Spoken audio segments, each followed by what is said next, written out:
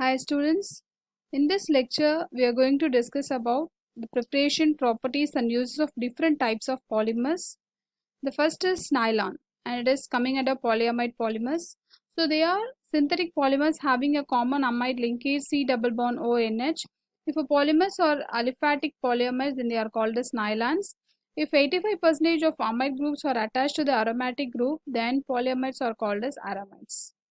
So the example is nylon 6,6 preparation. It is obtained by the polymerization of adipic acid with hexamethylene diamine and it is a condensation type of polymer. So we know condensation polymer is polymerization with the elimination of small molecules like water and HCl. So here when you add hexamethylene diamine and adipic acid, the water molecules are eliminated. So at the end we will get nylon 6,6. Coming to the properties of polymer, they behave as a plastic as well as fiber. They are white, horny and high melting point polymers.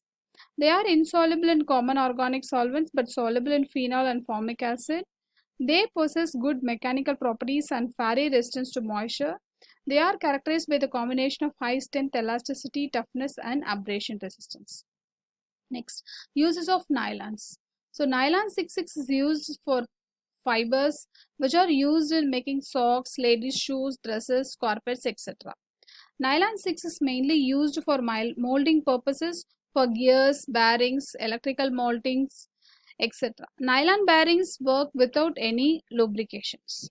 So nylons are used for making filaments for ropes, tooth bristles, films, tire cords, etc. The next very important polymer is epoxy resins or otherwise they are called as epoxide polymers. So they are cross-linked thermosetting resins.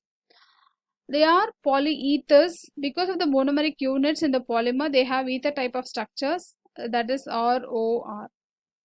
So preparation is, it is prepared by the condensing epichlorohydrin with bisphenol. The reactive epoxide and hydroxyl groups give a three-dimensional cross-linked structure. So this is bisphenol and this is epichlorohydrin. So in the presence of alkaline catalyst and with the removal of HCl, we will get epoxy resins and here this N ranges from 1 to 20.